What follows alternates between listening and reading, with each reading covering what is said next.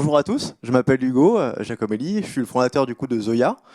Merci pour l'invitation, c'est top de pouvoir présenter les projets et puis de parler alimentaire. Donc, comme toute start-up, on se lance sur un constat. Souvent, on parle que l'agriculture est en difficulté, j'irais même plus loin, c'est même toute la chaîne alimentaire qui aujourd'hui est en train de vraiment disparaître ou est vraiment en danger. On a au début de la chaîne un agriculteur qui a des problèmes par rapport à l'attractivité de son métier, par rapport au réchauffement climatique, et puis dernièrement, c'est bien connu, par rapport à l'inflation sur l'énergie.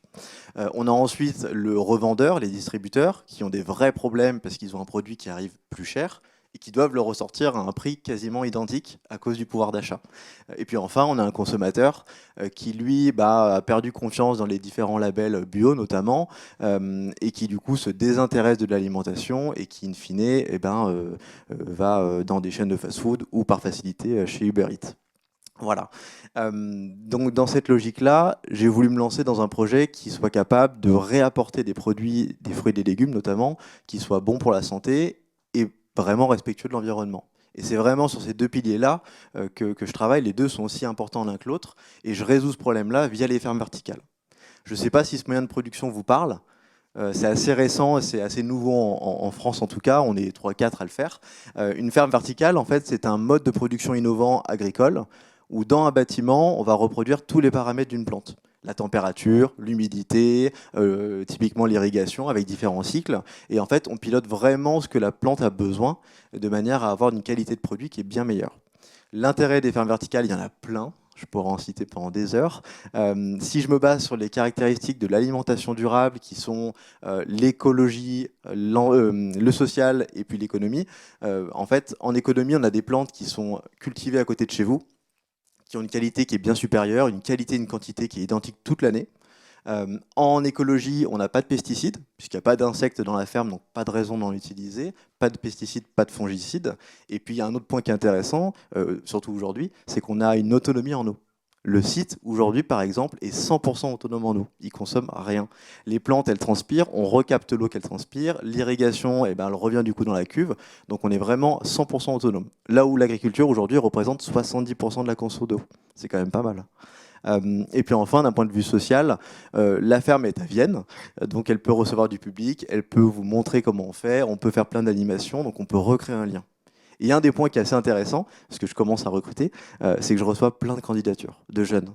Donc en fait, le projet est capable de redynamiser le secteur de l'agriculture et de redonner du coup de l'intérêt pour les jeunes dans ce métier-là. Parce que du coup, on a des bonnes conditions, on a des vacances, et puis on est un peu mieux rémunéré aussi.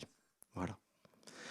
Et puis voilà, donc après je voulais parler du coup de cette phase de lancement, puisque je suis en plein lancement. Le site à Vienne du coup fait 600 mètres carrés. J'ai fini de le construire là il y a à peu près 2 semaines et j'ai planté il y a 2 semaines.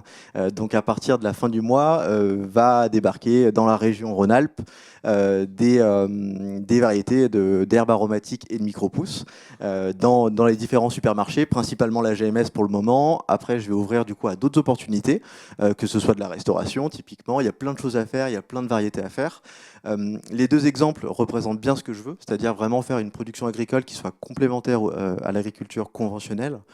Ça n'a aucun intérêt de faire de la batavia aujourd'hui, de faire des salades classiques. Mais plutôt, l'intérêt, c'est d'aller chercher des produits que eux ne peuvent pas faire ou qui sont aujourd'hui pas rentables.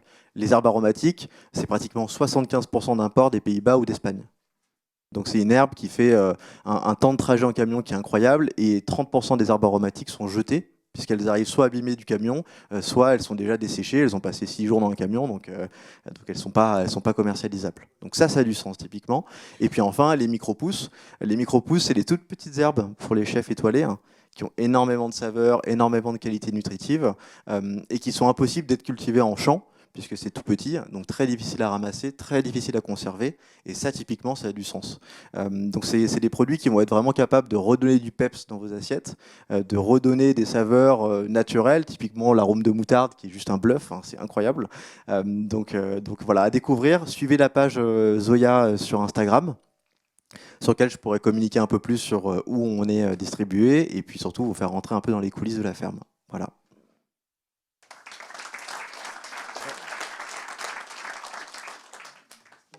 Les couleurs rentrent bien, je suis content.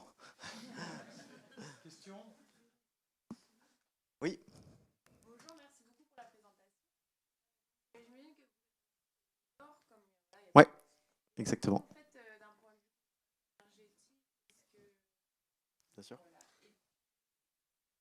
Alors, la consommation en énergie, c'est effectivement une question qui revient tout le temps. C'est une très bonne question, exactement. C'est-à-dire que on cultive dans un bâtiment qui est fermé, donc on a recours à pas mal de systèmes qui consomment de l'électricité. Des LED, même si ça consomme très peu, il y en a quand même 500, donc ça consomme quand même un petit peu. Et puis des systèmes après de climatisation. Il y a deux façons de voir. Enfin, il y a deux points qui sont abordés. Le premier, c'est de mettre ça sur une balance. C'est-à-dire qu'aujourd'hui, d'un côté, vous avez une consommation électrique qui est un peu plus forte. De l'autre côté, vous avez du coup tous les avantages, quantifiables ou pas. Le camion qui part pas d'Almeria en Espagne pour aller dans l'entrepôt numéro 1, puis dans l'entrepôt numéro 2, puis après dans le supermarché. Donc ça, c'est une première donnée. Nous, on livre typiquement, la majorité des plateformes de logistique sont à 20 minutes de Vienne. Donc c'est vraiment ultra rapide. Donc ça, c'est un des premiers points. L'autre point, c'est évidemment les pesticides. Vous n'avez pas de pollution des sols, une optimisation de l'énergie et des ressources comme l'eau, qui sont aujourd'hui pas très quantifiables sur le point de vue énergie, mais ça va vite prendre du sens. Et puis ensuite, à long terme, l'électricité aujourd'hui peut être réduite. Nous, typiquement, la ferme, on a un algorithme qui fait qu'on consomme un petit peu moins, on consomme 25% de moins qu'une ferme basique verticale, puisqu'on adapte aussi la température aux plantes. Et ensuite, tout ça, on pourra le compenser avec des panneaux solaires pour vraiment arriver à 50% pratiquement de conso en moins. Donc au final, voilà, il y a encore du travail effectivement, mais si on met ça sur la chaîne, c'est quand même plus intéressant.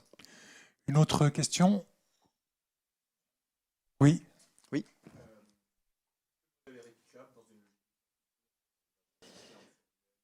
Bien sûr. Ouais. Ouais, complètement. Alors, il y a une ambition en fait en deux temps.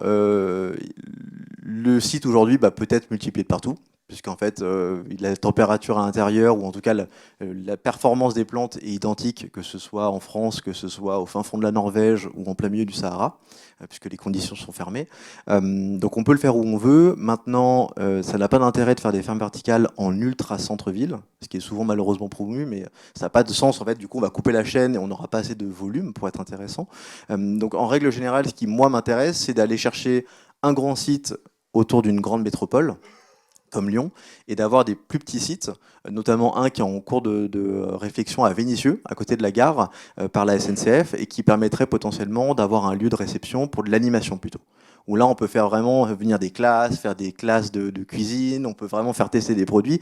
Enfin, il faut vraiment vous rendre compte que tout est possible. On peut faire du basilic cannelle, de l'amande chocolat. En fait, ça, c'est pas des variétés qu'on invente, c'est des variétés qui existent, mais que personne ne fait. Et peu importe les supermarchés où vous allez, vous retrouvez les 4 mêmes variétés dans tous les mêmes produits. Et ça, c'est vraiment le sens que je donne à ce projet-là.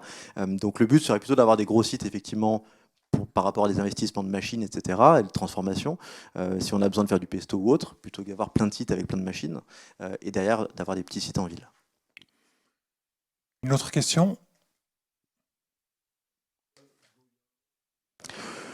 Très bonne question. Zoya, en fait, le nom, moi, me plaisait bien. Alors, avec un peu de réflexion, c'est un peu la petite fille que j'aurais aimé avoir à 25 ans.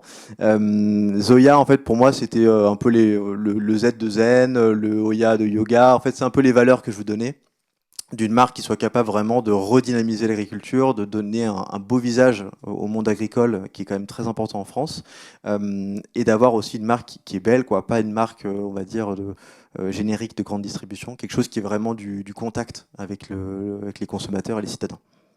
Qui a été Merci. complètement perdu. Merci beaucoup Hugo pour cette présentation. Merci.